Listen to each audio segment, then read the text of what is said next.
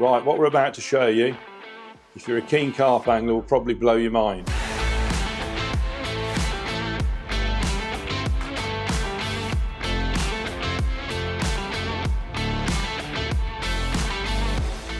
It's March the 1st, we're very excited, we're on the fish farm. It's the first of 3 big stockings into the Patshull Park church pool.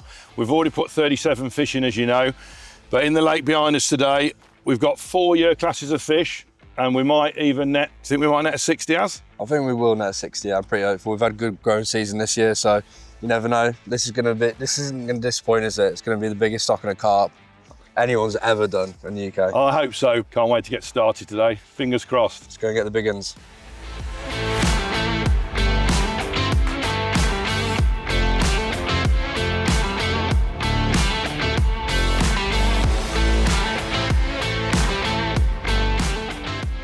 So we're on Fish Farm 4 today. It's very exciting. It's one of the pools that have our biggest fish in. So we've got a 200 metre net. It's 24 foot deep. It's heavily leaded to net carp. That is important. We're netting on a hard clay-based lake, and we're netting with very heavy lead lines so the carp can't push under the net. So we literally lay the net around the margin. We lay it at the bottom of the shelf so it doesn't roll when it comes down the margin. They're all little things, but it makes it very important for the netting to be successful. We've got a great turnout of guys we've invited to join us today from the syndicates, and we thank them enormously, because without them, it would be almost impossible to do a lot of the work. And then we pull the net round the fish. Very, very slowly and gradually, the fish sit in the purse at the back of the net, and in they come. We never get them all, so it's obviously quite exciting that the ones you miss, you've got to wait for another year till you see them.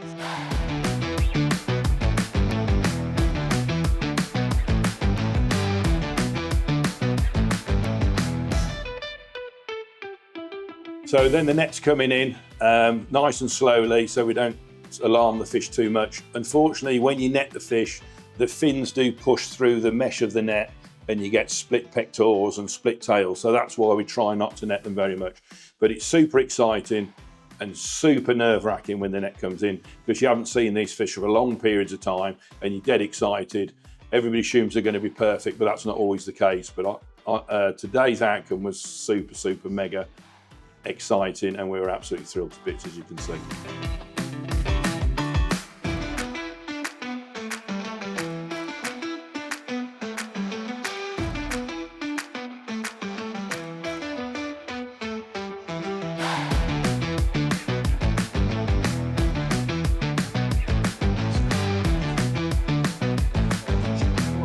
Man.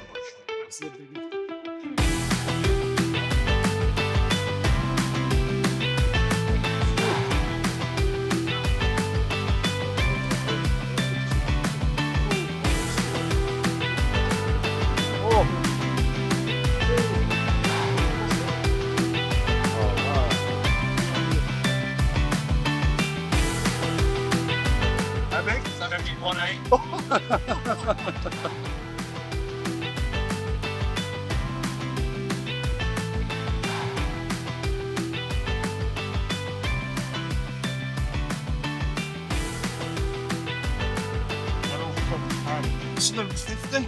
Easy, 50. Number 60.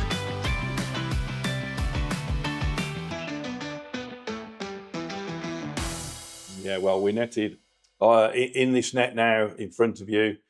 We've got 3 or 4 different year classes of fish. So there's 120 young C3s that we put back over the net, all being a holding cage to make sure we didn't want to do a second sweep. Just done in mid-30. I'm just thinking 2-3 years' time, this will be one of the 40s or 50s or 60s. And it's not fun. It's absolutely mad. The super freaks, they seriously grow. We took approximately 135 carp out, which were a couple of years older, which were between 16 and 36. Obviously, they varied enormously, but that's what happens. That's what happens when you keep the special ones. And then we netted, I think we netted in excess of 15 50s and a huge amount of 40s. We've had 2 70s, a 77, 71, 62. And I don't think this one's coming too far away from these lot. Well, that might even be up there closer to the 70 mark. That is heavy.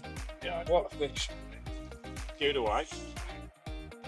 Well, that completely surpassed all of our expectations. To get 270s, 60, I can't even remember what we actually got in the end, but there's definitely 60 at least. Loads of 50s, 40s as well. But the young ones, the 30s, the upper 20s to mid 30s, they were absolutely incredible as well.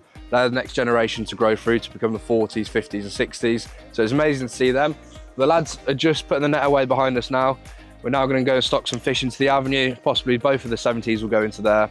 Some of the young 30s as well. And then we've got to take a load of fish up to the church pool at Patshull Park, where we'll be putting in probably over 100 of the mid 20s to mid 30s. So they'll all be well over 30 by the time we open. And we're also going to be taking up one of the 60s probably up to the church pool, or 50. So let's go and see what we've got to play with. But it's pretty nice when you get to pick from 70s, 60s and 50s. So let's go and have a look. So the all-important one then, Rob, is that £77. You're spawn bound. Yeah. So run us through your thoughts on that. Well, the only thing that was a little bit of a dampener on the day, the 71 and all the 40s, 50s and I think 160. Yeah, 160. They were absolutely breathtaking. They were absolutely spectacular. I mean, obviously these fish have never ever been caught in their entire life. So they're scale perfect, their mouth perfect, they're pristine.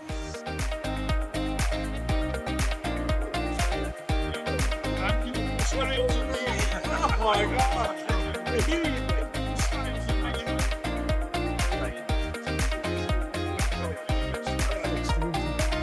Oh my God, it's over 70. 77. £77. 77, 8. 77, 8, yeah. Have the other 8. 77, yes. 77, 8. But it's not a downer, but the biggest fish, the 76 or 77, whatever she weighed, was very spawn bound. Now she'll get caught because she's healthy, but she needs to spawn. So there wasn't a mark on her that she was just pristine, but she was very, very, very spawn bound.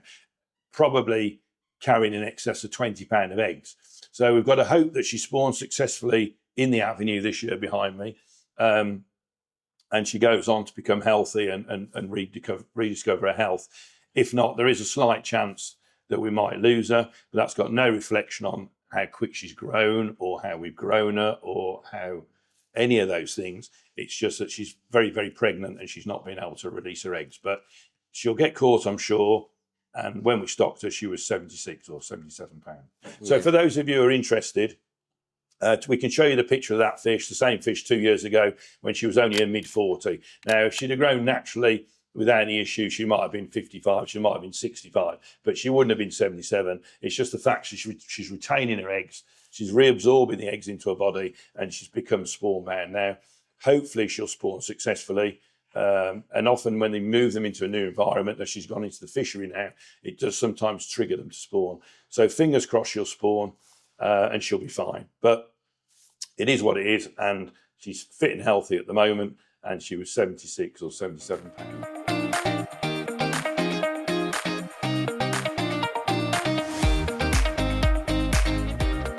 Right, our slight problem. Giving Josh one job to do, he's turned up. Hang about. So, let's No, see if we can get out.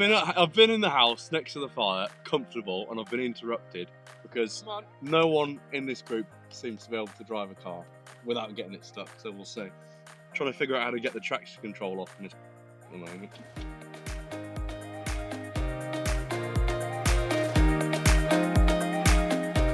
Okay, so you can see on the netting we've got various keep cages. We're putting all the young fish into one keep cage. They're going to go back into Fish Farm 4 where we're netting now and be grown on. We've got another keep cage with all the really big fish. Another keep cage with all the 5 and 6 year old fish. They're all coming out. 30 going into the avenue fishery behind me for future stock, and they're all upper doubles, mid-high 20s. And then 130 are going to the Patshull Park church pool, which is going to be the majority of the stock there, including a couple of monsters.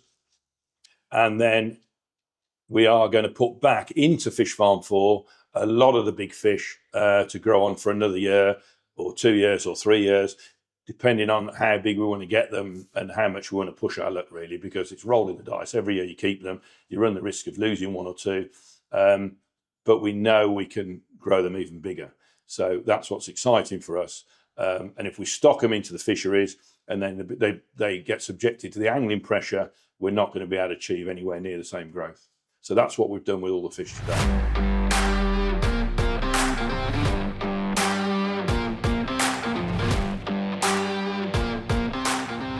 Check that out.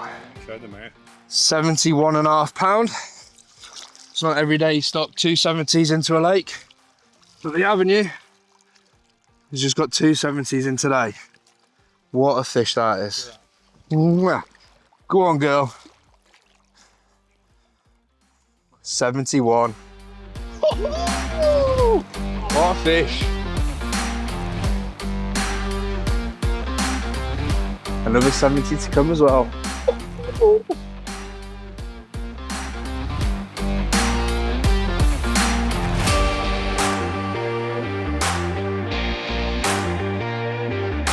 £77.5 going into the Avenue. What a beast of a fish. Go on, girl.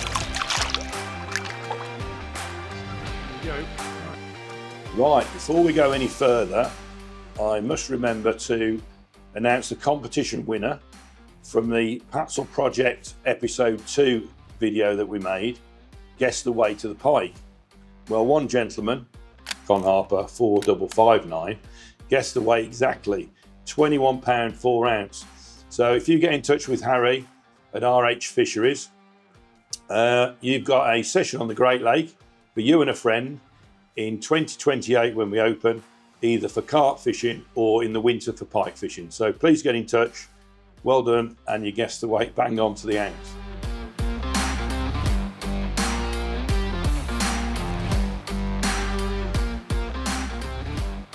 Rob, a lot of people are asking, when you stock these big fish, they can't sustain that weight and they're going to lose weight. Is that true? What are your findings been?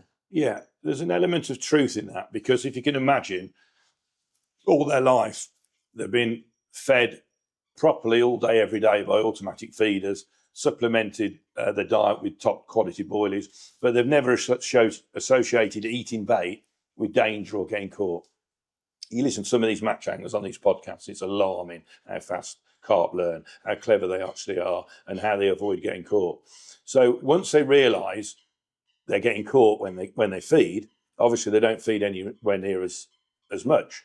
So it is fair to say that in the first year, some of these big fish might drop 4 or 5 pounds. Then they learn and they get riggy. Then they get back into their normal feeding habits and they start to feed as much as they want to and as much as they need to.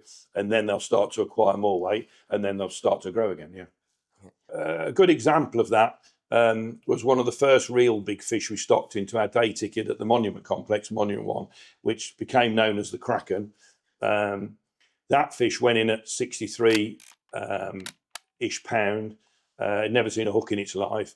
It got caught occasionally, and then when maggot season came in the winter and 1 or 2 cheating anglers into the spring broke the rules, she was coming out far too frequent, and I couldn't really figure it out, but it turned out it was anglers cheating and using maggots when they weren't allowed.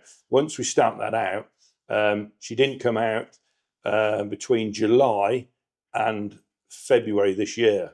So she went a long period without getting caught. And in that time, she was obviously eating a huge amount of bait. She's back up to 63.5 pound, absolutely pristine, not a hook mark in her mouth. But that's sort of what happens with the big fish, and that's how fast they learn.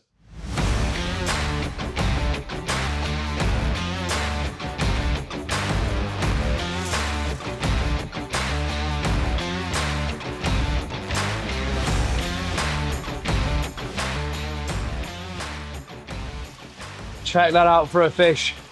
59.5, and he's destined for Monument 1. Years and years of work. And we finally get to reap the rewards today. But what a fish that is. If she gets out the sling, going to Monument 1. Woo. Rob, the day My mind was blown away by the amount of big fish. I think you said 16 different 50s. How many 60s? Yeah. It was amazing, but I keep coming back to the fact this is 15 years of hard work. Yeah, and we have already stocked over 1,400 amazing carp between sort of 15 and 36 into the Great Lake at Patshull, and that's going to be something else. But we put back at least 10 fish over 50. We put back at least 14 fish over 45. And we've got another pool, which we haven't netted, another outdoor pool. We haven't even got to the indoor system yet. We've got another pool, which we haven't netted, which we're planning to net at the end of this month, where we've got 30 30s, about 10 to 12 big 40s. This is my best guesstimate, they could be bigger, and we've got at least 6 or 7 50s in there, and we haven't even got to that pool yet. So this is the end of years and years and years and years of hard work, and we're starting now to harvest our really big fish. So you're going to see more and more monsters going into our fisheries.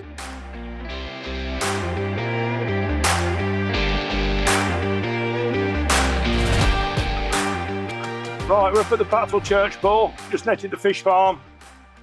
We've got around 100 fish, averaging 24 to 34. They're 5 and 6 year old fish, or 4 and 5 year old. Yeah. And we've got a 59 pound common and a 66 pound 8 ounce common. They're absolutely pristine. We're gonna get cracking on now and get them stocked into the church pool. Let's go. But we've stocked some incredible fish into the lakes, fish to 66 or 67 into the church pool, and we put 55 into Acton, big 40 into the Mere.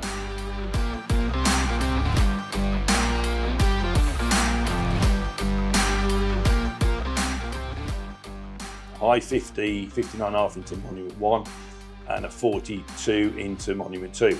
But we've kept, people think, oh my God, aren't you going to stock them all? But no, we're not going to stock them all, because we're excited about growing them on even more.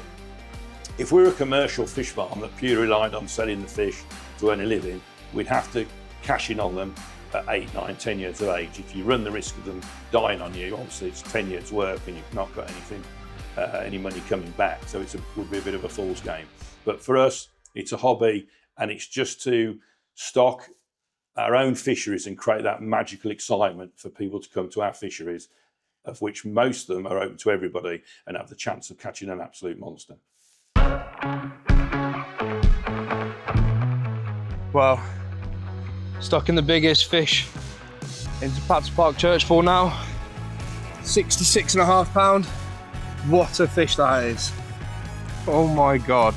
She could be 70 by the time we've opened. What a fish. That is incredible. So Rob, everyone assumes these fish have come from the tanks, but that's not the case, is it? No, not at all. No, it's quite amusing actually to listen to everybody and all their views and opinions. But if you want to know the facts, the 30 guys that helped me on the netting, as you can see, all these fish that we stocked recently to 76 or 77 pound have all been grown outdoors on the fish farm, and they've spent their entire life outdoors on the fish farm. Okay, so 15 years ago, we decided to build our own fish farm. Buying carp is expensive. You want to buy hundreds and hundreds of carp, it's very, very expensive. So we built our own fish farm. We started with 3 pools. We hatched our own fish outdoors. We don't hatch any of our fish indoors at all.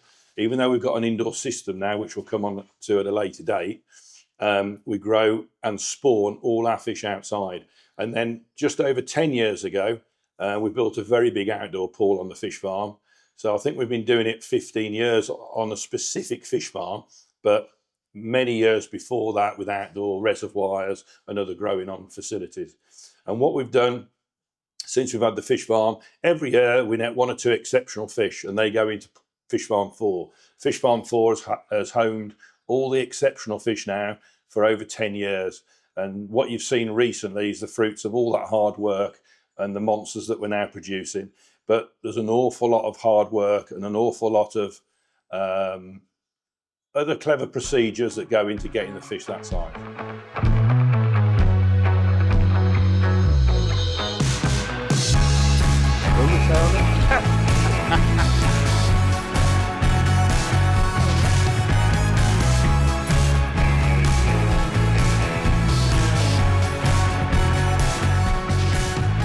Second fish stocking today, 59.5 pound, just under 60. This fish will also be 60 pound when we open, and there could be a 70 as well. So by the time we open next year, we could have a 70 and a 60 in the church pool. Mwah. What a fish that is. What powder. Woo-hoo! That's a stunning example of some of the fish that are being stocked into the church pool today. This one's 26 pound. Incredible mirror, which has got a massive future ahead of it in Patshull Park church pool. Rob, how old are these fish? They're varying ages, and it's not always the case that the biggest fish are the oldest fish, because the big spawn-bound female is nowhere near as old as the other 71 or the other 67. She's just really gained weight through pregnancy. She shouldn't be as big as she is. But they're between 12 and 13 years of age, the really big ones. And how long would you expect these fish to live? How long do they live? $1 million question. It's impossible to know. If they're in a fishery like the one behind me, where the anglers really, really look after the fish, the equipment's provided by us, so they're really cared for. They only get photographed in the water. You can't believe how stressed these fish can get, all carp get.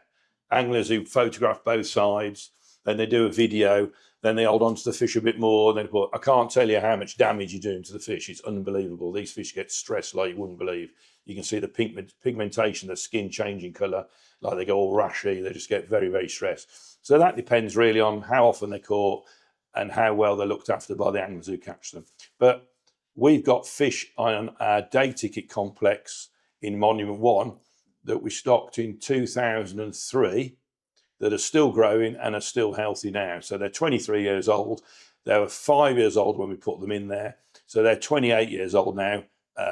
Big Lenny is a famous fish in there, for example, Richie, they're all still there, still growing well, and they're in excess of 25 years old. In our Acton Burnell complex, we've got fish there that have been stocked in 1994, and they're still alive. They're not growing anymore. They're freewheeling a little bit, but you'd expect a fish of that age.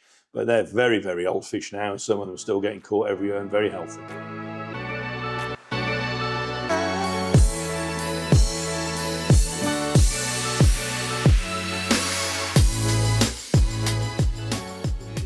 That is an absolute stunning common going in now. This one was £24, but it's just like a younger version of them 50s and 60s that we've seen today, and even the 70s.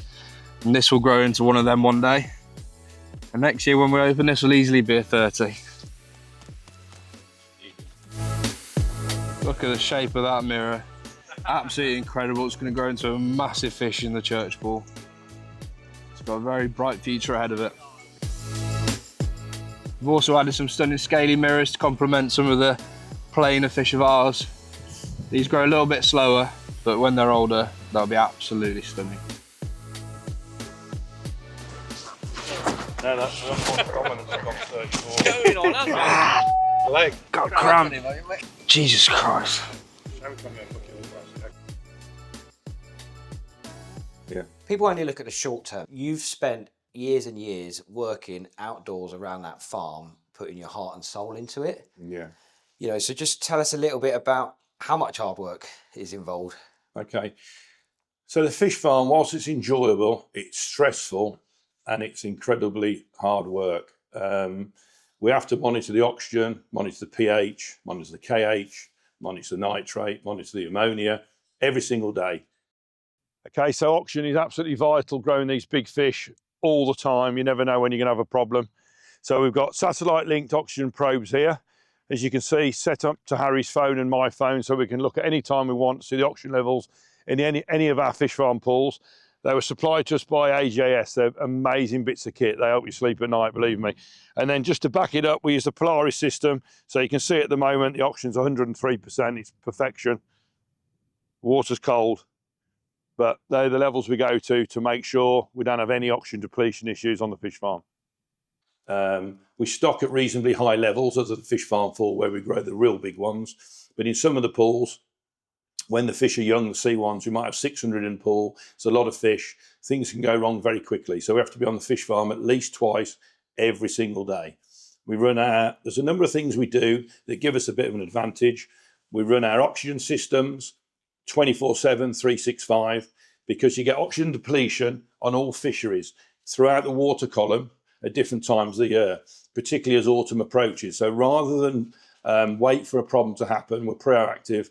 We keep them on 365. So we've spent a huge amount of extra money on electricity, but it guarantees we maintain the optimum feeding levels in terms of oxygen requirement for the fish. We don't have any oxygen depletion.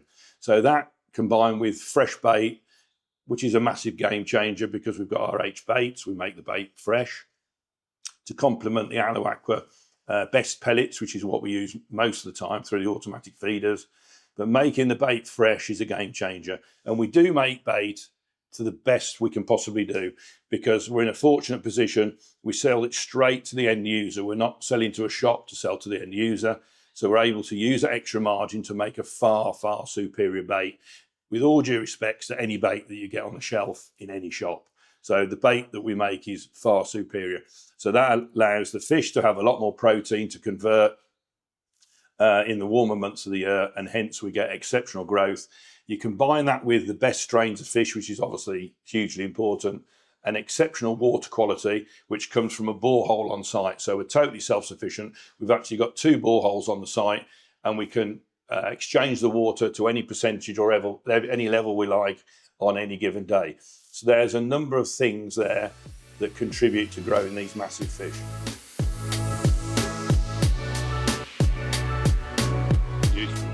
Stunning fish that is, isn't it? Check out that common, £32, an incredible fish. This will probably even be at 40 by the time we open. It's just an absolute mirror image of the 40s, 50s and 60s and 70s that we saw earlier. What a fish. Absolutely stunning scaly mirror. Carrying on the theme of Patshull Park Commons, we stocked to 50, 60, and some of these absolutely incredible mid-20s. But these are going to be the future. What a fish. Stunning two-tone mirror that is. That's going to go big for sure. Rob, you get a mixture of some people loving it and some people hating it. What are your views on it? Marmite. No, in all seriousness, what we try and do is to make these massive fish accessible to everybody. I mean, in the luxury cabin where I am at the moment at the Avenue, for those who really want to treat themselves, 2 lads with their wives or partners can come here and fish for, there's actually 3 70s in the Avenue.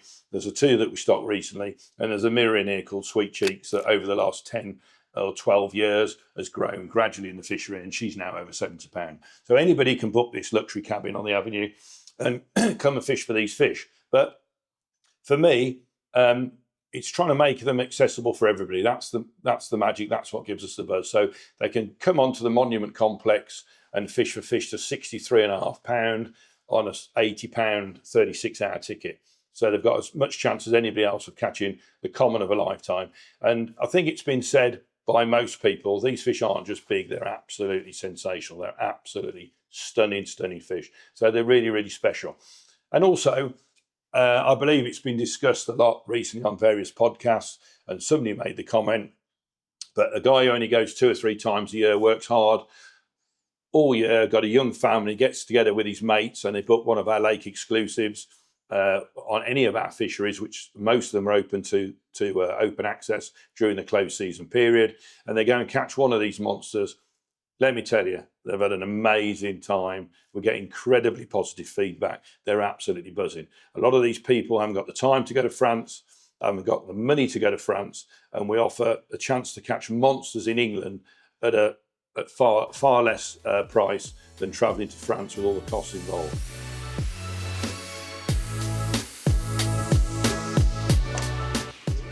That is stunning, that is, isn't it? Stunning scaly one there. Starburst scales around the rest of its tail.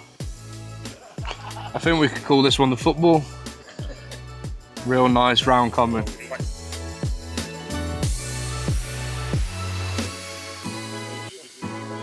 Yeah, it's nice, that, isn't it? Rob, for the amount of hate that has come from Facebook, you also get a lot of positives. Is that what drives you? Now, I don't really look at social media. My sons do, and they tell me a bit about it. And if there's something of interest being posted by somebody who I'm interested in listening to, I'll look at it. But no, I drive myself. It's a business. It's a hobby. It's not my main business. We have an additional family business that funds a lot of things. RH Fisheries and RH Baits are successful businesses, but they're not our main family business.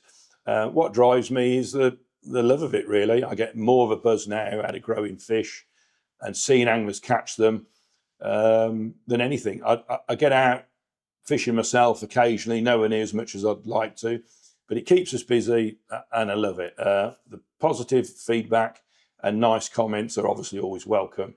But I just think if you haven't got anything nice to say, don't bother saying it at all. So with a fish farm, it's probably what every fishery ultimately needs and is ultimately trying to achieve. You want to be self-sufficient. You want to grow your own fish on, stock them into your own fishery, not only save a fortune in doing it, but also be biosecure. So you have no risk of introducing disease into your fishery. But I think we do what we do really well. We're good at it. We're dedicated, and we commit a huge amount of time and effort to it. And there's no easy route to success. Had we not acquired Patshull Park when we did, all these fish now that we're netting and farming would have all been available for sale. We'd have only kept a small amount, and we would have cashed in, and we would have sold a lot of these big fish. But Patshull's been a lifelong dream of mine. I've missed it twice, as I've said before, over the years. I've lived a mile and a half from it for 25 years. So I was desperate to buy it. It's breathtaking, it's spectacular. And the stocking we'll do next year and the year after will probably even surpass this year's. And a lot of those fish will be going into Patshull Park.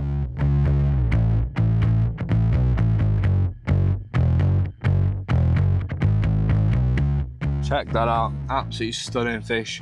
It's worth mentioning as well, these fish here, the smaller ones, these are 4 to 5 years worth of work, so they don't grow overnight. Every single year, every single week, going around feeding these things, making them grow. It's a lot of work. To see them being put in a church ball now is amazing.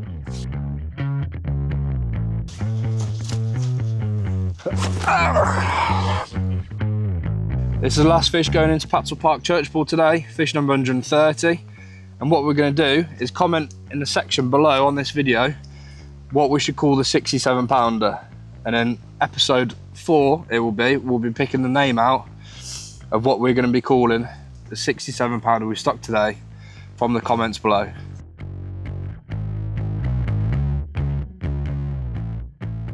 Would you ever sell a 50 or a 60, and what kind of monetary value do you think you'll get for it, and what kind of effects do you think it would have on the bookings, like you stocked a 60 in the Monument one? It's a good question. We're getting asked to supply big fish more and more and more. We did, prior to acquiring Patshull Park, we did say we'd sell a few 40s. We're honouring the deals we made with the gentleman concerned, and we've sold a few fish that I believe now are mid 40. Will we continue to sell fish in the future? Probably when Patshull's fully stocked, we'll sell the odd 40, the odd 50, and maybe even the odd 60. All I would say is, although they're expensive, touch wood, we've never had a fish, hardly ever had a fish die on us. I don't think we've had anyone buy fish off us and they've lost them. So if they survive and they're healthy, but obviously the older fish, the bigger fish are the older fish, so there's a greater risk. But when we stock the Kraken into Monument 1, make no bones about it, the true opinion of the anglers is parting with the money, and the bookings went off the charts, and the fisheries never been as busy. Well, it's been an amazing day. The real big fish were a lot bigger than we thought. The 77, she's very eggy. Let's hope nature's kind to her and she spawns. But the 71 that we put in the Avenue and the 67 that we put in here were beyond all expectation, weren't they? Yeah, well, and in there 60 as well for Monument 1. But it's been a mega success. The young fishes you can see on the film, they're off the charts quality. The potential's incredible. So they've got the growing years ahead of them in here. So great things are to come. And we've got 2 more stockings to come, haven't we? Yeah, we'll fish out the indoor tank and one of the other fish farm pools. We've got to get some fish out there, but it's pretty exciting when you see the fish going in there. Some of the younger mid-20s that are up to 35, they were incredible, and they were literally peas in a pod, younger versions of the 40s, 50s and 60s and 70s as well. It's amazing to see. We've got 50-pounders to come from the indoor tank, and quite a few of them. And the other stocking that we're doing here from Fish Farm 1 are nearly all, well, they're all 30 plus. So all the fish that we put in now, from now on, are just going to be over 30. So it's going to be pretty epic when we open in June 27. Yeah, can't wait. Only the big ones.